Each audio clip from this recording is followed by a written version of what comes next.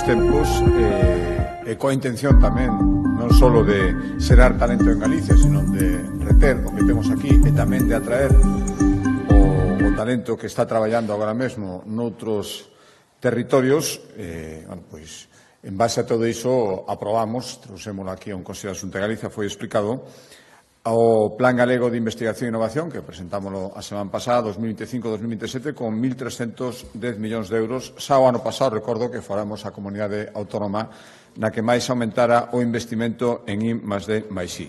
Pois ben, dentro deste Plan Galego de Innovación, en Horizonte 25-27, unha das patas fundamentais é a que ten que ver coa transferencia do coñecemento. De pouco serviría facer investigación se despois non ten tamén unha traslación en melloras para a cidadanía, en dinamización da economía, en todo o que supón aproveitar ese potencial. E, por lo tanto, nesa liña, o que fixemos hoxe foi, dentro do Plan Galego de Innovación, empezar a aprobar xa convocatorias desloses deses 1.310 millóns de euros. Hoxe aprobamos destinar 52 millóns de euros a un paquete de axudas que buscan, o que acabo de decir, impulsar a colaboración público-privada e promover que os resultados do I+D galego cheguen á sociedade galega. Son 52 millóns de euros dentro do paquete que aprobamos hoxe para a transferencia de coñecemento do I+D+I e hoxe xa concretamente,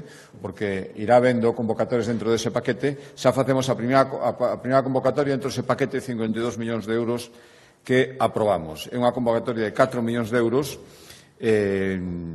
que consisten en achegas para apoiar a creación de spin-off e a comercialización de tecnoloxía xerada en Galicia. O obxectivo é seleccionar entre 8 e 10 proxectos para comenzar a executalos pois a inicios de 2026, como moi tarde, ao longo deste ano, pois iránse convocando, facendo as restantes convocatorias ata agotar eses 52 millóns de euros para fomentar a colaboración público-privada en I+D.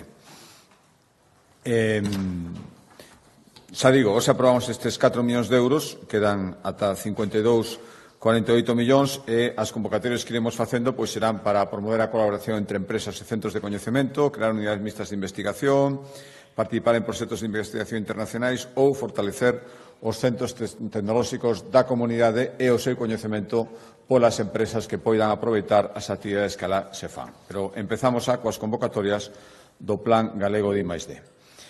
Cambio de consellería, a proposta da Consellería de Cultura, hoxe acordamos destinar 166.000 euros a seguir apoiando o labor de máis de 150 creadores a través de dar axudas para que poidan facer residencias artísticas no Gallás, na Cidade da Cultura.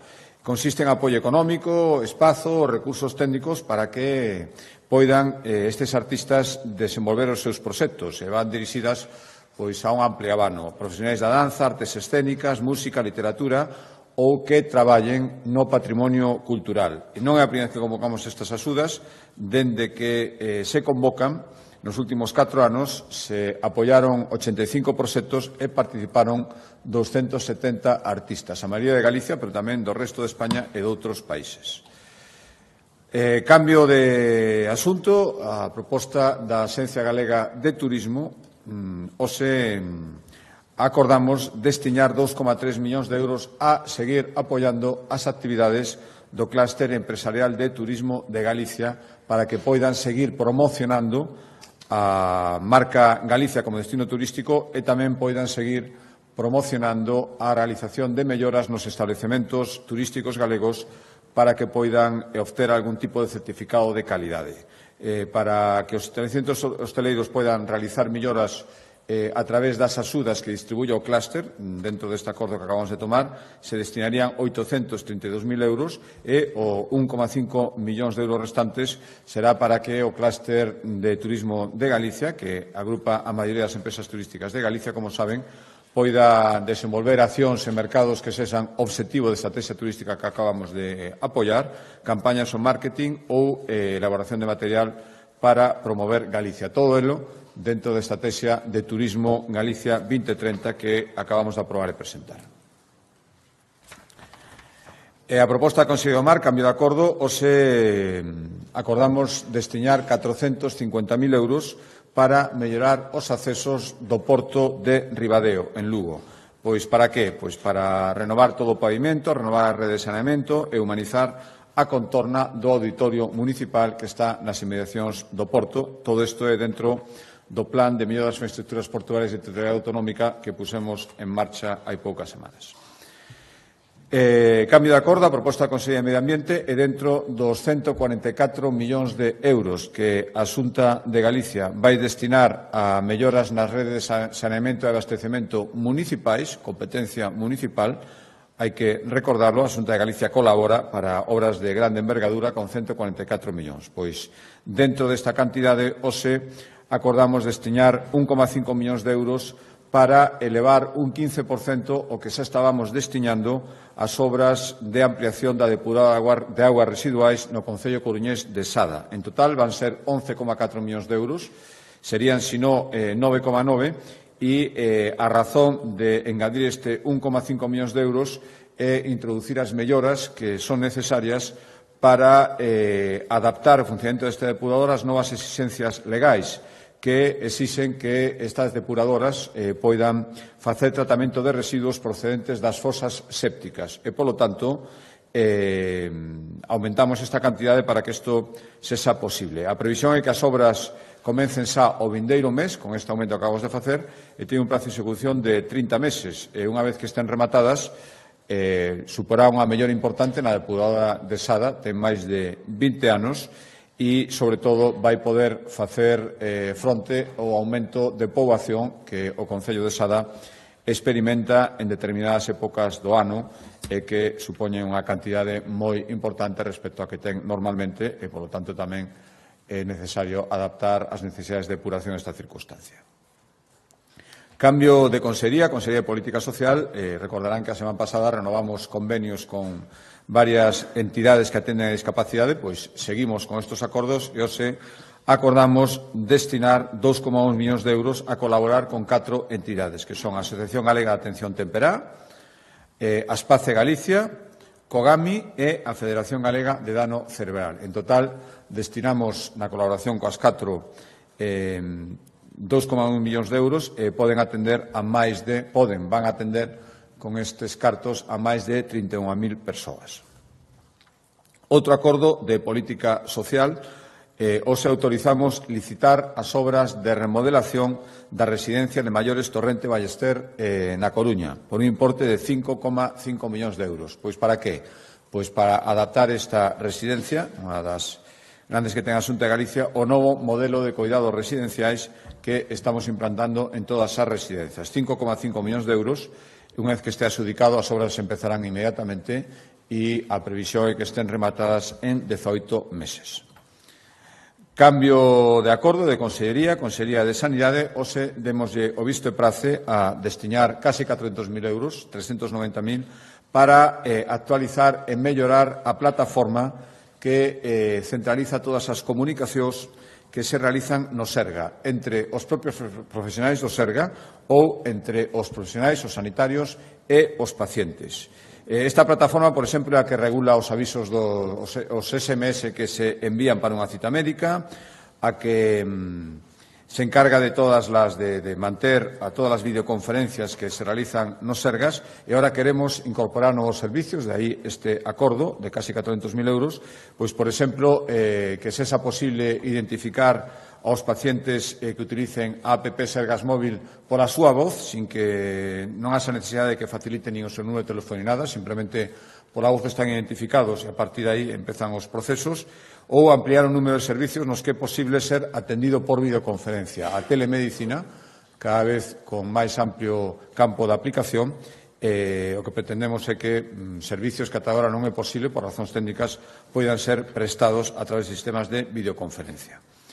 Outro acordo de sanidade, dentro da tendencia á utilización máxima das novas tecnoloxías que leva moito tempo implementando o Serga. Fomos pioneiros, por exemplo, na compra pública innovadora no eido da saúde. Hai programas específicos en implementación de novas tecnoloxías nos Sergas dos que surdiron medidas a día de hoxe tan consolidadas como o historial clínico electrónico, o IANUS, único en España na súa amplitude e no seu funcionamento, ou a plataforma Telea para seguir pacientes crónicos dende a casa. Estos avances tradicionais en implementación de novas tecnoloxías que ten o Sergas, unido aos 3 institutos de investigación sanitaria de excelencia que existen en Galicia, o INIVIC na Coruña, o IDIS en Santiago e a Fundación Biomédica Galicia Sur, pois, juntando todo isto, todo este acordo, o que fixemos hoxe foi aprobar un decreto que formaliza, xa dalle unha estabilidade ao seu funcionamento, os chamados nodos de innovación sanitaria en Galicia, que a partir de agora van funcionar en rede. Estes nodos, un por cada área sanitaria de Galicia, van contar cun equipo multidisciplinar composto por sanitarios, lóxicamente, profesionais no eido das tecnoloxías e tamén personal administrativo, e o que van facer é colaborar con estes 3 institutos de investigación, tamén cos profesionais sanitarios que existen en Galicia, e coas asociacións de pacientes. Para que? Para canalizar, acompañar, facer posibles todas as ideas, as iniciativas que surden no ámbito sanitario, nos pacientes ou nos institutos de investigación para impulsar melloras no sistema sanitario público de Galicia. De aí naceron os 2 exemplos que lles daba antes. Por lo tanto, trátase de facer de xeito piloto, facer probas piloto para ir implementando cambios nos procesos sanitarios, para darlle impulso e que sexan unha realidade de solucións innovadoras que impliquen o desenvolvemento de tecnoloxías complexas, a disposición de equipamento complexo. Por lo tanto, estes nodos, que xa digo, funcionarán en rede, o que fan é avaliar a viabilidade ou necesidade de cada proxecto presentado para ver se vale a pena realmente darlle para adiante, vai ser viable e realizable e sustentable. Tamén orientar e asesorar os promotores sobre os trámites, as liñas de financiación que poidan ter, os prazos, a burocracia que sexa necesario ter en conta e, en definitiva, facilitar e axilizar que proxectos transformadores no eido sanitario poidan ver a luz e non se queden solo en ideas ou en propostas.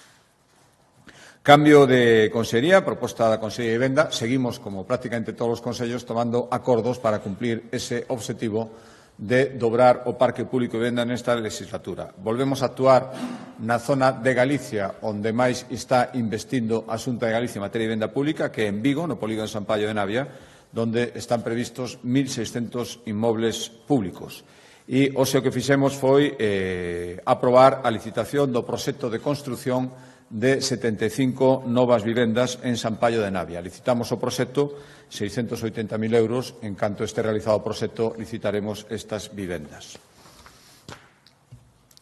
Cambio de consellería. O sea, a Consellería de Emprego presentou un informe ao Consello da Xunta de Galicia, un informe de balanzo do resultado das feiras de emprego que celebramos recentemente. Eu, como saben, asistín ás dúas en Argentina e no Uruguai dentro da estrategia Retorna. O obxectivo era poñer en contacto a empresas interesadas en captar xente para que veñan a Galicia a vivir e a traballar, e as persoas que están ali ahora mesmo e que estén interesados en vir aquí a Galicia. Por tanto, cubrir vacantes laborais, algunhas de difícil cobertura a día de hoxe, e darlle unha oportunidade a todas as persoas de origen galega que poidan empezar aquí unha nova vida.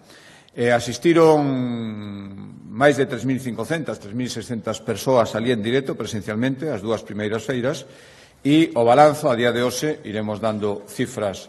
É certo que pasou só un mes e que agora mesmo están en marcha ao redor de 260, 270 procesos selectivos que afectan a outras tantas persoas, e xa están formalizados casi 40 contratos. Eses contratos están asinados, pero están en procesos selectivos. A primeira oleada de procesos selectivos, máis de 250, 250, 260, bueno, máis ou menos esa cifra, moitos deles probablemente acaben en contratos e en persoas que se desplacen a traballar a Galicia. Participaron 5 clústeres e unha vintena de empresas galegas de sectores variados. Pois, por exemplo, é clave, ademais, na economía galega, o sector das TIC, o sector da logística, o agroalimentario ou o sector do transporte, que trasladaron as súas ofertas, viron aquelas persoas in situ e puderon facer xa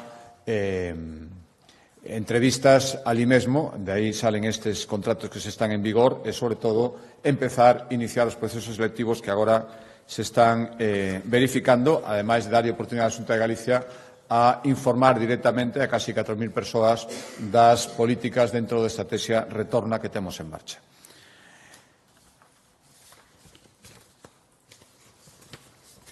Cambio de consellería, a proposta da Consellería de Facenda, hoxe autorizamos a contratación dun servizo para identificar aqueles aspectos onde o Big Data ou inteligencia artificial podan axudar a optimizar a xestión dos datos da Administración. A día de hoxe hai unha cantidade moi grande de datos que manexa a Administración da Xunta de Galicia. Estes datos, ademais, todas as posibilidades que dá a inteligencia artificial, hai que intentar aproveitalos, poñelo neste marco. Fomos a primeira rexión en Europa que aprobou o uso da inteligencia artificial, a regulou mediante unha lei recentemente aprobada. Galicia é a sede da Axencia Española de Supervisión de Inteligencia Artificial e xa digo que estamos manexando ahora mesmo, combinando inteligencia artificial con toda a estrategia Big Data, importantes proxectos, por exemplo, en emprego, un programa para mellorar o perfilado dos solicitantes de traballo, en sanidade, todos os procesos de mellora do diagnóstico dos cancros, ou no rural, a futura plataforma agroforestal para mellorar a xestión das explotacións que ahora mesmo está en elaboración. Por lo tanto, hoxe autorizamos a contratación deste servicio por un orzamento, dependendo das necesidades, de ata 5 millóns de euros para ver cales son as necesidades que hai na xestión de estes datos e como podería seguir integrándose a utilización de inteligencia artificial na súa xestión. Con isto que buscamos? Pois tamén simplificar procesos, aforrar tempo, mellorar os servizos ofrecidos á cidadanía e superar as dificultades que poida supoñer ter datos aínda fragmentados ou almacenados en sistemas illados ou que non sexan compatibles entre sí por non ter un formato homoxéneo. Cambiando de consellería, Consellería de Medio Rural, os viños galegos, neste momento ameazados como outros produtos pola imposición de aranceles en Estados Unidos, teñen a día de hoxe un balanzo exportador certamente notable. Son os dos mellores embaixadores da marca Galicia Calidade e o que queremos facer é seguir impulsando desde aquí que eso sexa posible incrementalo e, polo tanto, seremos o visto prace a unha nova convocatoria de axudas para seguir reestructurando e reconvertindo os viñedos. 4 millóns de euros e o obxectivo é que os titulares de parcelas con viñas antiguas as poidan ir sustituindo por variedades autóctonas máis resistentes. Outro acordo en materia de medio rural ten que ver coas actuacións a día de hoxe preventivas, porque non, afortunadamente, a afectación da praga, estou falando da chamada flavescencia dourada, que propaga un insecto nas vides, afecta só a 14 concellos, pero hai que tomar medidas preventivas para que todo isto non se estenda. A flavescencia dourada non supón ningún risco para os consumidores, nin do viño, nin mesmo da uva, pero sí que se produce grandes perdas de produción e mesmo pode causar a morte das cepas infectadas. Xa digo que a día de hoxe hai 14 concellos galegos afectados, en Pontevedra e, sobre todo, en Ourense, e hoxe o que fixemos, agora que a incidencia é controlable, para evitar que se estenda máis parcelas, é aprobar un decreto que declara de utilidade pública a erradicación da flavescencia dourada nas viñas galegas. Que permite isto? Pois que a Xunta de Galicia poida actuar de forma subsidiaria para previr e tratar os viñedos afectados cando non fagan os propietarios. Este decreto establece a obriga de que os titulares de parcelas con viñedos se teñen plantas afectadas o notifiquen inmediatamente, ou mesmo se teñen síntomas sospeitosos. Establece a obriga de que eliminan e destruyan as cepas afectadas e que fumiguen o resto das plantas da parcela onde estean estas cepas. No caso de non cumprir, a Xunta actuará subsidiariamente pasando os gastos ao propietario e tamén os titulares que tomen medidas voluntariamente cando estean afectados terán axudas da Xunta de Galicia. Penúltimo acordo, máis que, un acordo, demos o visto bo os datos definitivos do pecho de exercicio 2024 presentados pola Consellería de Facenda. Estes datos acreditan a boa saúde das contas públicas galegas, que foi, ademais, e eu agradecillo persoalmente, tive a ocasión de recibir no meu despacho o gobernador do Banco de España, José Luis Escrivá, que dixo públicamente que tiña que recoñecer a boa saúde e a excelencia das contas públicas en Galicia e tamén o mérito de levar moitos anos aprobando en tempo e forma os orzamentos da Xunta de Galicia. Os datos que hoxe quedaron pechados definitivamente revelan que Galicia rematou o ano reducindo a súa débeda e cun incremento do PIB por riba do previsto nas estimacións iniciais do orzamento do ano 2024. Acreditan tamén que executamos o 100% do orzamento, que rebaixamos a débeda en 234 millóns de euros e que incrementamos o PIB nun 2,8%, que é 0,5 medio punto máis do previsto inicialmente. A débeda coa que rematamos, o resto dos datos están a súa disposición, por darlles un dato máis, creo que moi significativo, é que rematamos o ano cunha débeda por galego de 4.395 euros.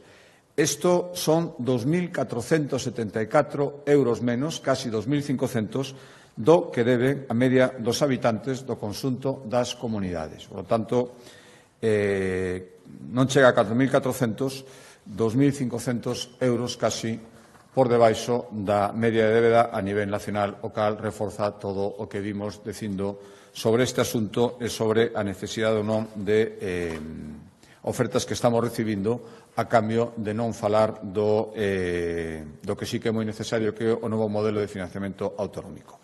E último acordo que pon no centro os mozos e mozas que son o futuro de Galicia, unha xeración chamada a construir, algúns de xeito inmediato o futuro da nosa comunidade e que a día de hoxe en Galicia constituyen o 15% da poboación. 400.000 persoas teñen entre 14 e 30 anos na nosa comunidade autónoma.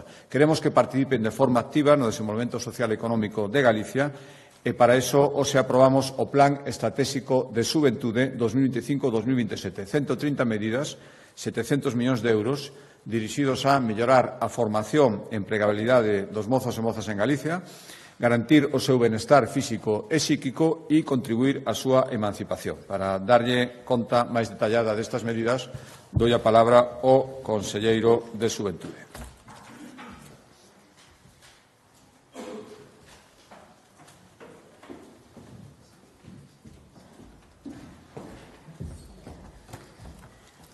Bueno, moi bo día a todos e a todas.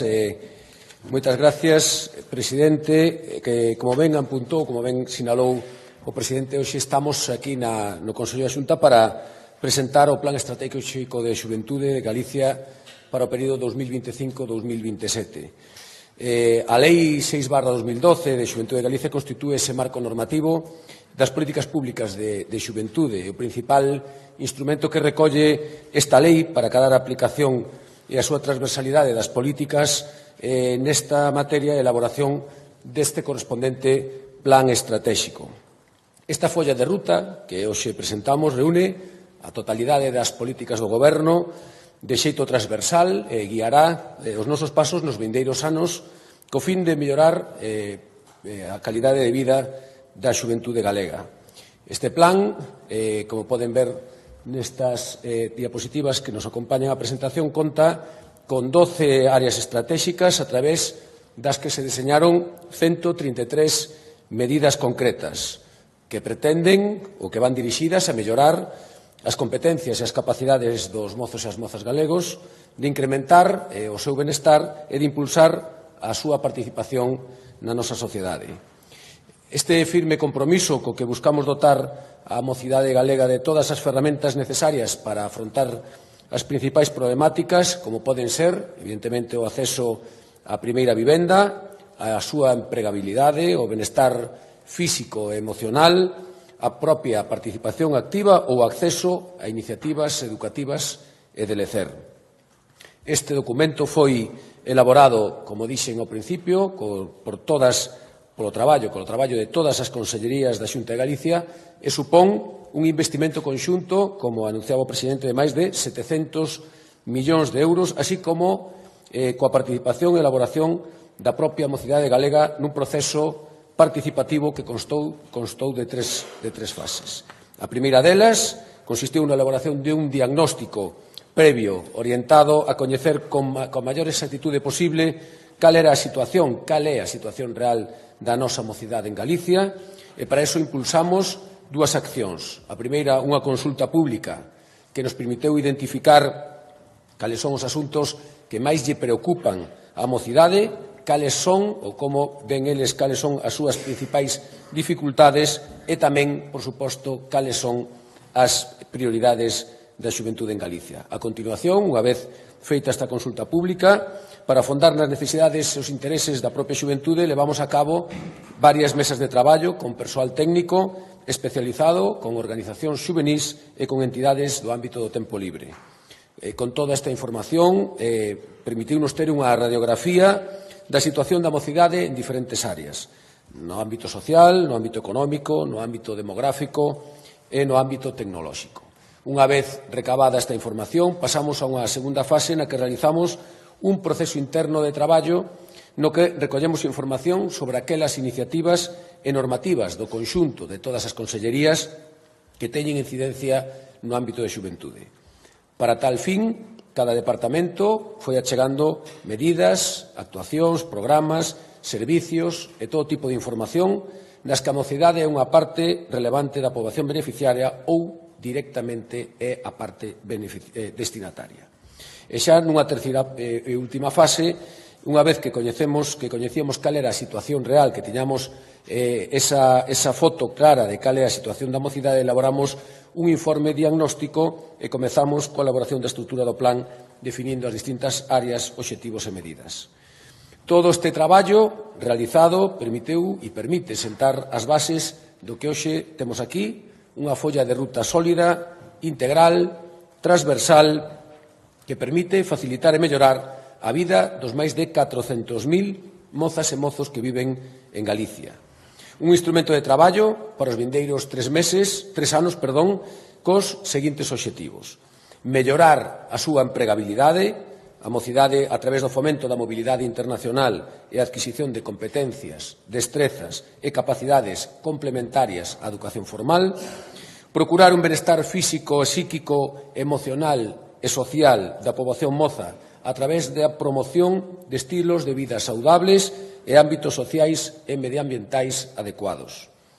En terceiro lugar, favorecer a súa emancipación a través de medidas como poden ser o Bono Emancípate, que este ano estreamos con un alto grado de participación e éxito.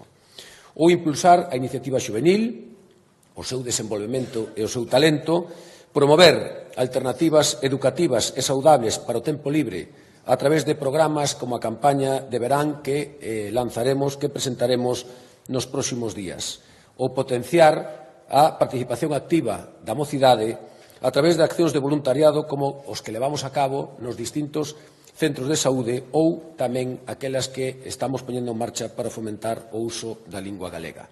Desas 133 medidas, me gustaría destacar dese conxunto algunhas delas. Son accións, concretamente no ámbito da educación ou emprego, na creatividade ou na vivenda e na formación e da mobilidade, entre as que destacan, como decía, entre elas as dedicadas ao fomento da mobilidade, que nos vai a permitir establecer accións que faciliten a mobilidade de mozos e mozas entre países, porque consideramos que é clave para favorecer o seu desenvolvemento persoal e profesional.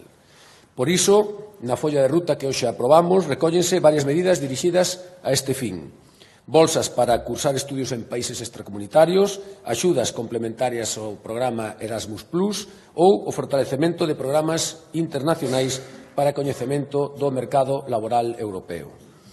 Neste senso, unha das principais novidades que plantexamos é a posta en marcha do novo programa Galicia Moza con Alma, para facilitar estadías formativas en empresas da Unión Europea. Trátase dunha acción dirixida á mocidade en situación de exclusión social, con discapacidade ou en paro ou que residan no ámbito rural, coa que procuramos a promoción da igualdade de oportunidades e favorecer o seu desenvolvemento personal e profesional. Desta maneira, Buscamos que a xuventude poida desenvolver as habilidades e competencias para o emprego, a vez que melloran e perfeccionan tamén o uso dos idiomas. Outro aspecto que me gustaría destacar é o compromiso do Goberno coas prazas en residencias xuvenís. Esta proposta se propón a ampliación de plazas nas residencias xuvenís co obxectivo de pasar a ofrecer 500 prazas máis en todo o territorio galego para dar servicio aos mozos de 16 a 30 anos de idade que por razóns de estudos ou traballo se ven obrigados a desplazarse fora do seu fogar ou residencia habitual. Medida que ven moito na liña para atallar o problema derivado do problema de vivenda, do estudantado nas cidades universitarias que non contan con residencias de estudantes. Ou, por exemplo, programas como os correspondentes xuvenís, entendemos que é fundamental, e así se detraen dos traballos previos realizados, que temos que poñer no foco tamén na xuventude aos problemas de saúde mental e saúde emocional, e o benestar é un dos retos máis importantes que ten a nosa sociedade, e por iso un dos obxectivos desta folla de ruta é estender o voluntariado de correspondentes xuvenís e máis centros de ensino para recoller e remitir a información e ter proximidade, cercanía tamén co seu alumnado. Ou, en materia de vivenda, por suposto, como claramente apuntan os informes e as enquisas á poboación, a vivenda, o acceso á primeira vivenda é unha das principais, por non decir a primeira preocupación dos nosos mozos e as nosas mozas e, polo tanto, este plan ten que ter accións e medidas concretas para atallar esta problemática. Como non somos alleos a esta realidade, se recollen medidas como as que xa temos en marcha en colaboración coa Consellería de Vivenda, que poden ser entre elas a promoción de alexamentos compartidos que xa presentamos en Santiago de Compostela e vimos de presentar a pasada semana tamén en Vigo, as axudas para a adquisición de inmobles ou o programa do bono Emancípate, no que avanzo que se teñen solicitadas e realizadas máis de 3.300 solicitudes dese bono que está aberto, recordo, ata finais deste mes de abril. En definitiva, unha serie de batería de medidas que poñemos en marcha cunha clara misión, que é garantir que cada mozo e cada moza galego e galega teñan as ferramentas e os recursos e as oportunidades necesarias para desenvolverse plenamente. Un plan que non só recoñece a importancia da xuventude, senón que tamén reflicte o compromiso firme e claro da Xunta de Galicia co seu benestar e coas súas oportunidades. Este plan conta con un programa de seguimento e de cumplimento de obxectivos, elaborándose os correspondentes informes de seguimento anuais nos anos 25, 26 e 27 e unha avaliación final dos resultados acadados que se realizará no ano 2028. Temos claro, por tanto, que isto non só é un documento, e ten que ser unha folla de ruta de todo o Goberno galego, de xeito transversal, para construir unha Galicia mellor, na que os mozos e as mozas teñan máis oportunidades para o seu desenvolvemento persoal e profesional. Por suposto, unha Galicia na que todo o Goberno galego estamos unidos para acompañalos, a esos mozos e esas mozas, a afrontar os seus retos de futuro. Unha Galicia, en definitiva, na que podemos ofrecer e na que debemos ofrecer o mellor futuro para a nosa sociedade. Non sei se hai algunha pregunta, algunha cuestión. Moi ben, moitísimas gracias. Bo día.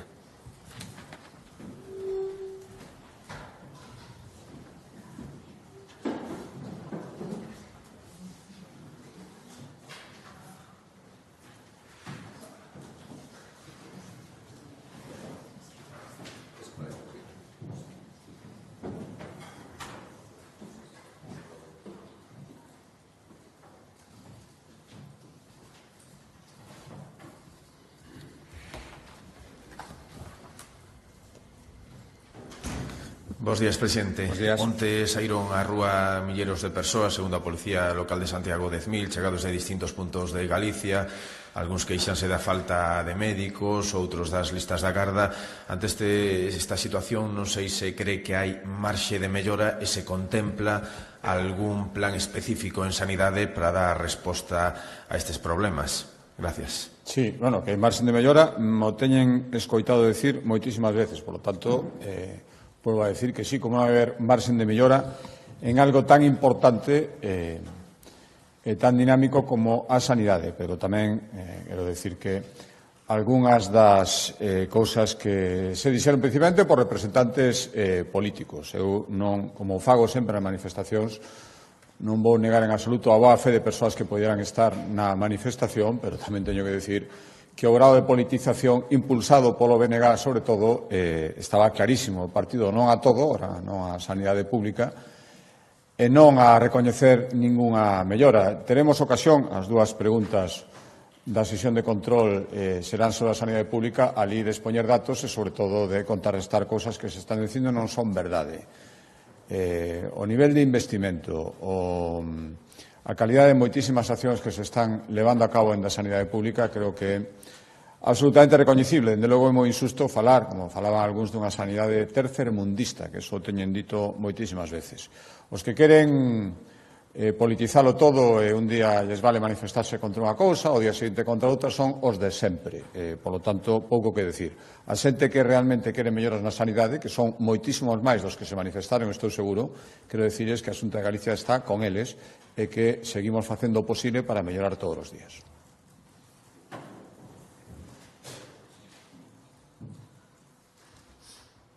Boa tarde, presidente. Boa tarde. Dúas cuestións, unha seguindo un pouco o que preguntaba o compañeiro relativa á manifestación donte, a espera, do que dixo que na sesión de control puidera afondar máis desto. Desde a Xunta plantéanse algún tipo de variación na súa política de sanidade en consonancia cas demandas que se facían onte na manifestación. E a segunda pregunta é a respecto do Consello de Contas, que a semana pasada falaba de que desde o 2019, creo, aumentaran os concertos ca sanidade privada un 20%. Entón, a pregunta é como se xustifica este aumento dos fondos que se destinan á privada nestes anos. Grazas. Sí, mire, darei os datos, efectivamente. Xa os dimos moitas veces, pero falaremos desto na sesión de control tamén. Ahora, calquer aumento nese sentido non vai superar en ningún caso os aumentos que se produciron na época do bipartito, que foi a última oportunidade que tiveron de gobernar os mesmos que agora están denunciando estas circunstancias. Por tanto, un pouco de coherencia e un pouco menos de hipocresía. O que queremos seguir facendo é mellorar nas liñas que temos marcadas. A xente quere que se reduzan as listas de espera, a Xunta de Galicia tamén. A xente quere que cada vez haxa máis especialidades con millores instalacións e con máis capacidade para resolver os seus problemas, sobre todo cando son problemas médicos serios. A Xunta de Galicia tamén. A xente quere que haxe unha medicina de atención primaria cada vez con máis profesionais. A Xunta de Galicia tamén. E fai todo o que pode, ata onde pode, e reclama ao Goberno central que faga a súa parte que ata agora non o fixo. Por lo tanto, se me pregunta por reaccións concretas, esas son as nosas reaccións concretas. Seguir traballando todos os días para mellorar a sanidade pública, a que lle dedicamos a día de hoxe prácticamente a metade dos orzamentos da Xunta de Galicia.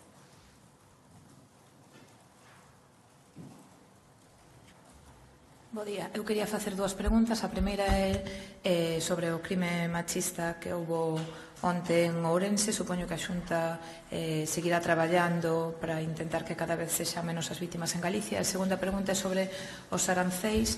Non sei se nos pode detallar un pouco cales son os pasos que vai seguir a Xunta para intentar que impacten o mínimo posible na economía galega. Gracias. Sí.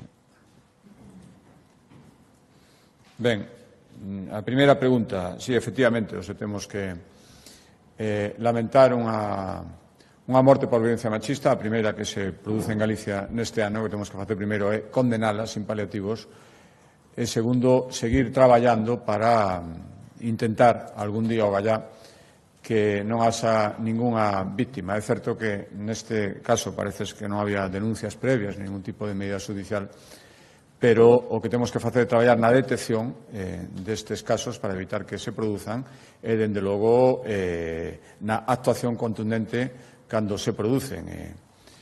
Un bo exemplo, falábamos a semana pasada, o apoio total, e eu recoñecía o acerto do Goberno, ás veces do Goberno central, cando os ten, hai que recoñecerlos, crear xulgados de violencia machista, aumentar, respostar esa petición de hai moito tempo da Xunta de Galicia e do Poder Judicial en Galicia, para a creación deses xulgados específicos.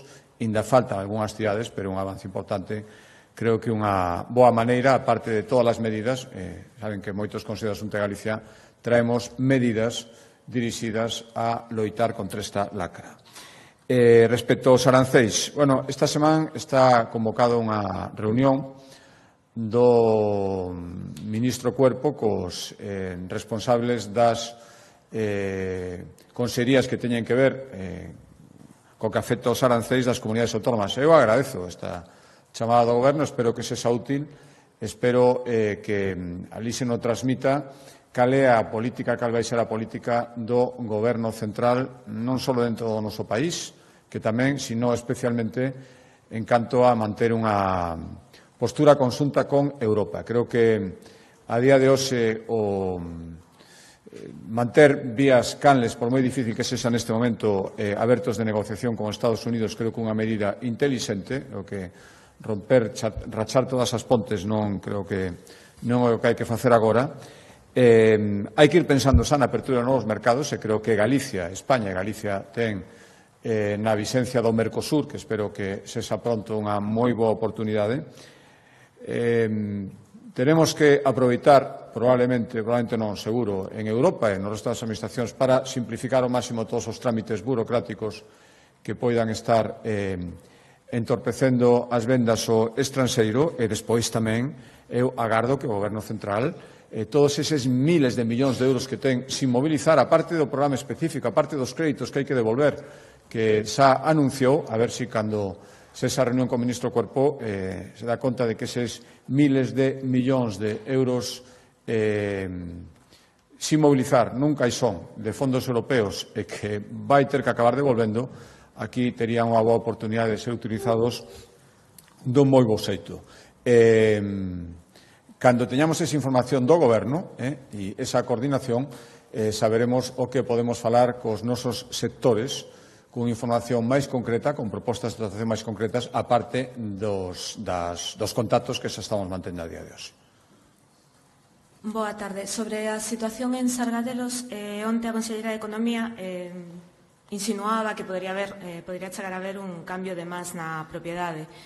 Quería preguntar se hai algún movimento nese sentido que lle consta a Xunta, uno que está impulsando a Xunta, e tamén se vostede o vería desexable. Gracias. O que vexo desexable é que a actividade nunha factoría tan importante por moitísimas razóns, non só económicas, de postos de traballo, pola significación cultural e o simbolismo que supón para a nosa comunidade, é que retome a actividade canto antes.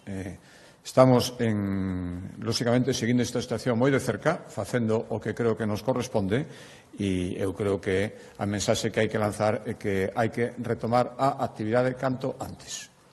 Sí, precisamente sobre este mesmo asunto, e tendo en conta que a Xunta é, digamos, a autoridade laboral máis próxima, non sei se tiveron a oportunidade de volver a falar co empresario, pois non sei se nestas últimas horas ou nas últimas xornadas, e se a Xunta está disposta a dar algún paso concreto no caso de que se manteña esta situación na que, digamos, que os empregados están un pouco sendo tratados como reféns de algún xeito. Grazas. Sí, mire, estamos en permanente contacto non só co empresario, tamén co representante dos traballadores, e volvo a insistir nesta mensaxe que creo que nos interesa, que nos interesa a todos, a inminente, inmediata, canto antes mellor, reapertura da fábrica. Ese é o objetivo que temos que conseguir. Se non se conseguira, xa decía a semana pasada, estaríamos noutro escenario, pero creo que non desexable para ninguén.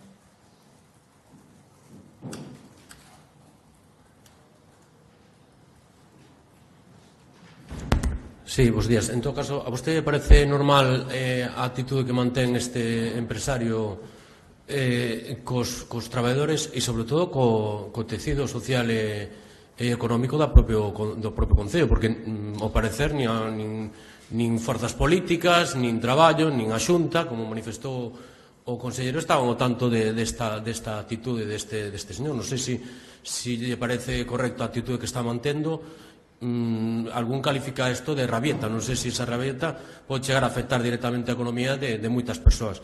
Tamén lle quería preguntar sobre a posibilidade que manifestou hoxe a líder do bloque de levar o tema de Altria á xustiza. Non sei se teme vostede que a xustiza poida digamos, dar marcha atrás á aprobación desa día, non? E despois sobre a cuestión que tamén lle preguntaron os compañeiros relacionado cos aranceis, o Goberno xa o propio Venres ha anunciado un plan de acción, un plan de choque de axudas aos sectores afectados. Aquí a súa consellera tamén anunciaba que se verían afectados empresas por valor, a economía galega por valor de 800 millóns de euros. Non sei se a Xunta, independentemente das reunións que teña co Ministerio, ten previsto realizar un plan, sobre todo para axudar a sectores afectados. Graciñas. Sí, mire, si estuviera conforme coa situación non estaría dicindo o que acabo de decir, que ten que cesar canto antes e hai que pasar a anterior que a apertura. Por lo tanto, decía a semana pasada que, sigo considerando, esta semana e sempre, que o cumprimento da legislación laboral é ineludible. Eso o primeiro. Outra cousa é a flexibilidade para poder facer ese cumprimento dentro do marco que establezca a lei. Creo que isto tamén sería convinte para facilitar restablecer unha situación coa que eu estou de acordo e coa que creo que está todo o mundo, que canto antes Sarga de Leo siga sendo un orixe de boas noticias por todo o que supón para Galicia e non a que está serando nos últimos días, que creo que nin estamos conformes nin nos gusta a ningún, a min polo menos. A segunda pregunta, bueno, mire, outra ameaza máis, eu que creo que lle diga, despois de ser absolutamente irrespetuosa, ameazante, intentar tirar por o chan a credibilidade de moitos técnicos da Xunta de Galicia, máis de 40, falar da súa capacidade, da súa actuación, do que comprometen coa súa firma sen ningún tipo de respeto, pois ora este é un paso máis nunha estrategia de decir a todo que non, aínda que te leves o que sexa por diante, ás veces a credibilidade de persoas. Por lo tanto, que faga o que estime oportuno. A Xunta de Galicia sempre actuou con total suxección á legalidade, vai nos seguir facendo e, por suposto, defendendo onde faga falta. E respecto ao plan de choque, bueno, remíteme un pouco o que dixen antes, respecto dos aranceis. Imos escoitar, primeiro, isto todo o mundo entende que nun mundo tan grande, tan global, hai que actuar unido, que eu creo fundamental, e o Goberno de España ten todo o noso apoio para facer unha estrategia conxunta coa Unión Europea, que agora mesmo é directamente ameazada polos aranceis. Por lo tanto, vamos a escoitar o Goberno de España, vamos a escoitar que tipo de accións se van a emprender, si as noticias, ou mellor hai información que non chega ata aquí, pero que poidan ter en outras instancias e se nos pode comunicar, ter unha foto real, volver a insistir en que eses miles de millóns, que eu o digo moitas veces, pero que é certo, había miles de millóns que hai anos se presentaron como a panacea cando chegaron aos Next Generation e que a día de hoxe siguen sin mobilizar. E o Goberno Central está falando simplemente, aparte dun programa específico de créditos que habería que devolver. Por tanto, a ver cales son esas medidas e a partir de aí todo o mundo entenderá que nos toca actuar se procederá ás comunidades autónomas, pero lanzarse agora a facer propostas cando estamos convocados para recibir información de todo tipo, creo que non sería lógico. Presidente, falaba agora dos fondos europeos. Este fin de semana quixábase o CEO de Altri de que o Goberno non tramita non o reciben, sequera, varios ministros. Non sei se lle merece alguna valoración. Gracias. Pois sí, que é difícil de entender. Cando eu falei deste tema co presidente do Goberno, constame que ademais hubo ministros anteriores que falaban deste tema, incluso diseñaban, saco exactamente coa mesma información. É certo que sin día, pero coa mesma información que se ten agora, diseñaban estrategias para poder acceder a estes fondos europeos e, de repente, esta cerrazón que estou seguro que non lle farían a outras comunidades autónomas que todos temos na cabeza. Por tanto, si se confirma non ten ningún sentido nin falar, nin escoitar. Eu digo sempre, para unha vez que lle fan caso o secretario xeral do Partido Socialista en Galicia é para decir que non se destiñe diñeiro, cartos a proxectos que están en Galicia. É unha pena, non lle fan caso en nada e resulta que isto sí que lle van facer. É unha mostra moi boa da utilidade das consignas do Partido Socialista. Pode estar ben orgulloso. Sí, presidente, só unha aclaración, perdón, na resposta que me daba sobre Sargadelos, falaba que se non había unha reapertura inmediata Bueno, imos ver, se non se producira que, volvo a decir, eu quero poñerme no escenario que si se vai producir. Se non se producir esa reapertura, en que circunstancias e baixo que condicionantes, cal sería a forma xurídica dese non abrir, lógicamente estamos nun impasse. Isto ten que ter un desenlace e eu agardo que ese desenlace sexa o mellor posible. Se non é así, veremos como se producirían esas circunstancias e como teríamos que actuarnos. Moi ben, moitas gracias.